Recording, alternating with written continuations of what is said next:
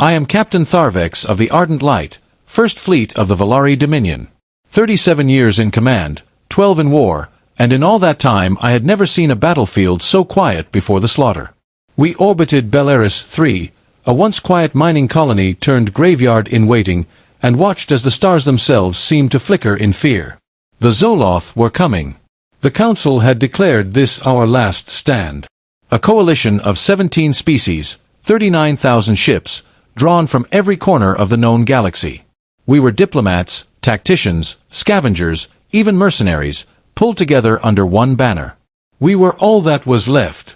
Belarus 3 had no strategic value anymore.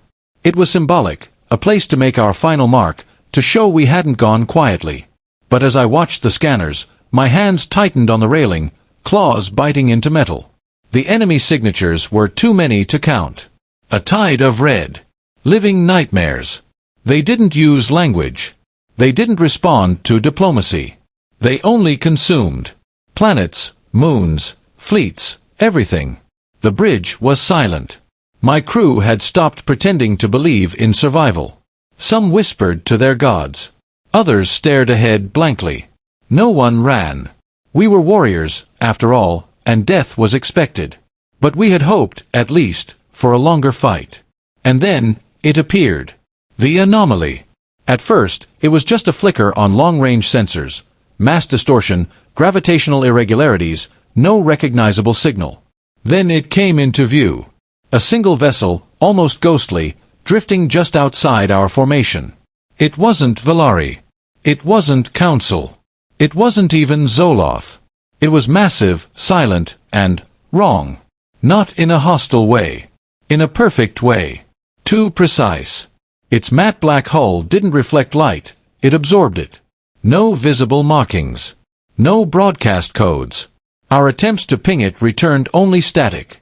Unknown vessel, I spoke into the comms, keeping my voice calm. Identify yourself. You are entering active battle space. No response. Unknown vessel, you are violating Council military perimeter. Respond immediately or we will be forced to classify you as a threat. Still nothing. We tried to scan it. Nothing. Our most powerful sensors gave us no read, just an empty void where the ship should have been. I'd seen stealth tech before. I'd seen cloaking devices. This wasn't either. This was something else. Something deliberate. Suddenly, the ship moved. Not toward us. Toward the enemy. Straight into the oncoming wave of Zoloth ships, tens of thousands of them. The unknown ship accelerated, cutting through our outer formation like smoke, then surged directly at the heart of the swarm. We were stunned. Speechless. One of my junior officers muttered, "That thing's going to get torn apart." But deep down, I knew, we were no longer the center of this story. The war had just changed hands. And whatever that ship was, it didn't come to save us. It came to end something. We watched in stunned silence as the unknown warship tore across the void, accelerating to impossible speeds. Its movement was smooth, almost elegant, like a predator gliding through water. But it wasn't just speed that left us speechless, it was the sheer defiance of physics. It ignored inertia. It shifted direction in an instant, without rotation, without drift. The ship didn't fly. It moved reality around itself. Then, the first wave of Zoloth ships met it head-on. In any other battle, that would have been the end. The Zoloth moved like locusts, thousands of biomechanical vessels working in perfect swarm behavior. They never faltered, never stopped, and when they overwhelmed something, they devoured it.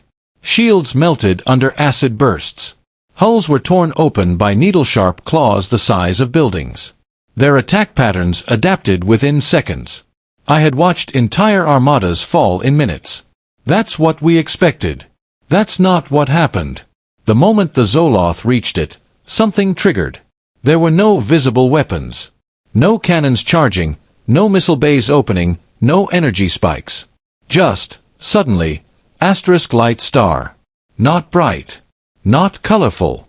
It was the absence of all color, like a wound torn through existence itself. It spread in sharp arcs from the unknown ship, cutting through the enemy like a blade through mist.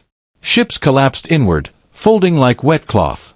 The shock waves didn't even register on our sensors. They were silent. The battlefield didn't shake. It flattened. A full third of the Zoloth fleet was gone in 60 seconds. They tried to regroup. They always did. The Zoloth were many things: brutal, relentless, but not stupid. They formed a sphere around the warship, trying to surround it from all angles. It didn't matter. The ship began pulsing, like it was breathing. Each pulse sent a gravitational shock outward, localized, precise, impossible. Enemy ships buckled. Some were crushed, others shattered like glass under pressure. The rest simply vanished, ripped apart atom by atom. For more waves of destruction radiated from it, timed like heartbeats. After 2 minutes, half the enemy force was gone. We had stopped giving orders. No one dared speak. My crew simply stared, transfixed, as the impossible unfolded before them. 3 minutes in, the Zoloth panicked. Panicked. I didn't even know they were capable of it. Their formations broke. Their movements turned erratic. They began fleeing. But there was nowhere to run. Whatever force the ship unleashed followed them. A ripple. A sphere.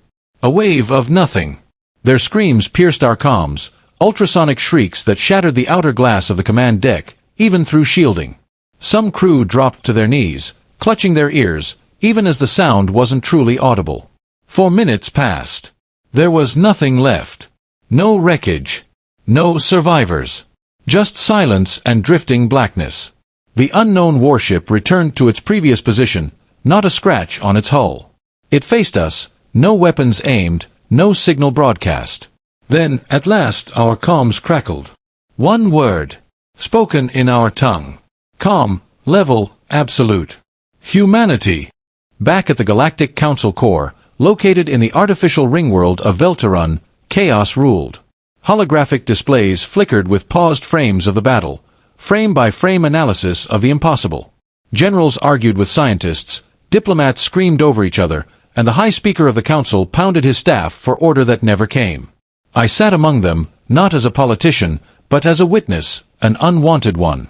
The footage from Bel Eris 3 had already leaked across the networks. Billions had seen it. And yet, many still refused to believe. They said it was faked. A simulation. A trick. One delegate from the Ixari Confederacy demanded an investigation into deepfake technology. Another accused the Valari Dominion of fabricating a new superweapon and hiding it from the rest of the galaxy.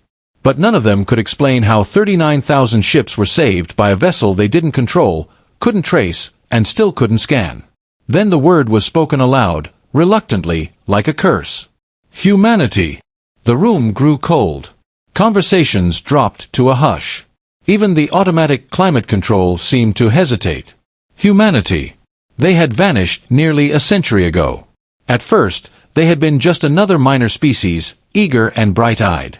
Technologically behind, but fast learners, too fast. Within decades, they had gone from spacefaring newcomers to military innovators. Their weapons were unconventional, their tactics unorthodox, their minds unsettlingly creative. We, meaning the Council, feared them. Some whispered of their early wars, how they had fought even among themselves with brutal efficiency. Others cited their refusal to share certain technologies, especially anything involving artificial intelligence or quantum shielding. The turning point had been the Harkon incident, a minor border dispute that escalated into a massacre. Dozens of Council vessels destroyed, allegedly provoked. The humans didn't apologize. They didn't even explain. They simply left. Not just the battlefield, but the galaxy. One day, every human ship disappeared from Council space. Every colony abandoned. Every relay shut off. They walked away. And they left behind only one chilling message, broadcast in every known language. Do not summon us again. Most thought they had destroyed themselves. A few believed they had sealed themselves off in isolation, content to vanish into myth. Now, the myth had returned. As I stood and reported my direct experience to the Council, I could see it on their faces. Denial breaking. Fear setting in. Councillor Reviner, voice of the Krolin Accord, stood with barely concealed dread. We must locate this warship. Demand answers. Immediate diplomatic engagement. We cannot have a rogue species with power beyond our understanding. I looked at her. Looked at them all. You don't demand anything from humanity, I said quietly, my voice trembling despite myself. You beg. The chamber fell silent again. Not out of offense, but because they all knew, deep down, I was right. I volunteered to lead the search. Some called it brave. Others called it suicidal. But deep down, I knew it wasn't about courage. It was obsession. The image of that warship, slicing through the Zoloth like a god's judgment, had carved itself into my soul. I needed to know what they had become. What kind of force could wield that much power, and vanish without a trace? We began by combing through every known archive, dusting off pre-ban human records long buried behind layers of council encryption. Most of it was redacted. Entire sections had been scrubbed, not by humans, but by the council itself, an effort to erase what they feared. Still, fragments remained, star coordinates, outdated relay routes, encrypted pings. Just enough to trace the faint trail of the vanished species. And it all pointed to one place. So, the birthplace of humanity. Their home system. Their grave, as far as we knew. We arrived at the edge of soul space cautiously. No beacons greeted us. No defensive platforms pinged warnings. Just a strange silence, as if the stars themselves were holding their breath. We moved in system, passing the outer gas giants. Jupiter loomed in the distance, its storms strangely calm. Saturn's rings glittered with unnatural symmetry. Something about the entire system felt cleaner than it should. Artificial, even. Then we reached Earth. It was beautiful. Pristine. Too pristine. From orbit, the cities looked untouched. Roads, buildings, even transport systems, all still in place. But there were no lights. No traffic. No signs of life. We landed near what records called New Berlin. The air was breathable. The temperature stable. Climate systems were clearly still operating. But no people. Only drones. Sleek machines hovered silently through the skies, maintaining infrastructure, tending to buildings, sweeping debris that didn't exist. They didn't attack. Didn't block us. They simply observed. At the heart of the city, we found an entrance, a massive door embedded in the earth, smooth and seamless. As we approached, it opened on its own. No password. No resistance. We descended into the subterranean structure, each step deeper into what felt less like a bunker and more like a tomb. Then, we found him. A single man, seated in a chamber of shifting screens and humming power cores. Tall, human, armored in black material that shimmered like liquid obsidian. His face was unreadable. Not cold, not angry, just watching. He spoke before we could. You followed. I bowed. Yes. We needed answers. He tilted his head slightly. Curious. His voice was sharp but measured. No wasted words. Why did you help us? I asked. There was a pause. Then he stood. We didn't. Those two words struck harder than any blast I'd ever faced. I opened my mouth to speak again, but found no words. Because something in his tone told me he wasn't being cryptic. He was being honest. The man introduced himself as Commander Voss, of the Black Prism, a Vindicator-class stealth dreadnought, whatever that meant. The name alone sounded like something conjured from a ghost story. But there was nothing ethereal about him. He moved with precision, spoke with intent, and looked at us like one might study a strange artifact from the past. He led us deeper into the underground facility, a complex so vast it made even council citadels feel like crude constructions. Everything was automated. Polished, humming, sterile. Walls of black alloy curved smoothly without seams. Lights followed us, not with motion sensors, but as if the structure knew where we were going. No footsteps echoed. No idle systems beeped. It was a cathedral of silence. We left for a reason, Voss said without prompting, as if he'd read our minds. Your council feared us. That wasn't incorrect. But we feared something greater, ourselves. I frowned. You feared your own power? No. We feared what we'd become if we stayed. He showed us records, not videos or files, but memories, rendered in real time. Battles long erased from Council archives. Human ships deploying weapons that defied understanding. Spatial compression, quantum fractures, time displacement bursts. Entire fleets erased in seconds. Not conquered. Erased. And worse, what those weapons did to space itself. Scars. Rifts. Realities that bled into one another. We realized we could no longer grow alongside you, Voss said. Your species weren't ready. Frankly, neither were we. So you disappeared? I asked. We stepped back. Isolated. Built systems to watch and contain ourselves. Earth became a cradle. A museum. A warning. We passed through a chamber filled with preserved cultural relics, books, music, art, even old Earth vehicles restored to perfection.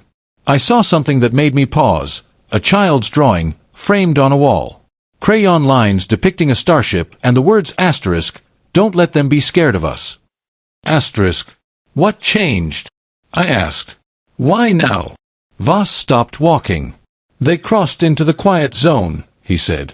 The quiet zone. Outer perimeter of our observation range. We left it unmarked for a reason. But the Zoloth breached it. Protocol initiated. He turned to face me fully. You misunderstand what you saw. We didn't come to save you. We responded to a containment breach. I swallowed hard. But you saved us anyway. No, he said quietly. We removed a threat. You simply happened to be in the blast radius. His words were surgical, devoid of malice. But that made them no less devastating. Why not return now? Help rebuild the Council. Join us again. He tilted his head. Because nothing has changed. The galaxy still calls only when it's desperate. Still unites only in fear. And we no longer wish to be your myth, your monster, or your miracle. I had no response. Then he added one final thing, as if granting me a truth I didn't deserve. Just be grateful, he said, that we woke up early. And in that moment, I realized. They hadn't saved us. They had spared us. The news of humanity's return, or at least the appearance of a single human warship, spread across the galaxy like wildfire laced with fear.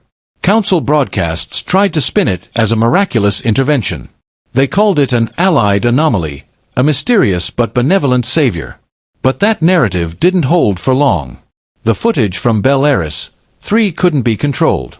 Too many fleets had witnessed it firsthand. Too many captains spoke of a weapon that unmade the Zoloth in 4 minutes without warning, mercy, or contact. And one word had echoed through every comm line. Asterisk, humanity. Asterisk. The effect on the galactic community was immediate. Pirate clans disbanded. Border skirmishes ceased. Systems that had ignored Council authority for years began reaching out, asking about new treaties. Even old enemies made peace in hushed tones. It wasn't diplomacy. It was dread. No one wanted to be seen as the next threat to attract humanity's attention. Behind closed doors, Council strategists whispered of appeasement. Some suggested building monuments in humanity's honor. Others proposed tribute, rare materials, art, even entire moons. It was pathetic, really. They wanted to bow to a shadow. And yet, I understood it. I was summoned again, this time not as a scout or a witness, but as a liaison. The Council had prepared a formal invitation to humanity, a proposal to rejoin the Galactic Council as a core species, with full voting rights, unrestricted access, and full sovereignty. It was the highest honor we had ever offered. I was to deliver it personally. Back on Earth, the skies were as silent as before. The city greeted me with its quiet drones and clean streets, still no humans in sight. Only the steady hum of machines, keeping everything in flawless condition. As if waiting. Voss met me again in the same chamber, unchanged, unblinking. I extended the data slab containing the invitation. The Council offers formal recognition. An apology for the past. We want you back. He didn't even look at it. You haven't changed, he said. You still only call when your survival depends on someone else's strength. This isn't desperation, I lied. It's unity. His smile was small, tired. No. It's fear. Still, always fear. I clenched my jaw. What do you want, then? What would make you return? He stared through me. Not at me. Through me. We don't want anything, he said. That's what terrifies you most, isn't it? You can't bargain with us. You can't threaten us. And we no longer need anything from your galaxy. So, is that it? Yes, he said simply. We'll sleep again. But not forever. Why not? Because the universe is waking up, he answered. And eventually, something worse than the Zoloth will crawl out of the dark. Something even we didn't prepare for. And when that happens, we won't be answering your call. His voice dropped lower, almost a whisper. We'll be answering ours.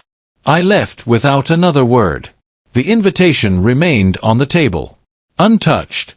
Months passed. The unknown human warship was never seen again. No transmissions, no signals, not even an energy signature. Just absence. As if it had returned to wherever it came from, or perhaps vanished into the fabric of space itself.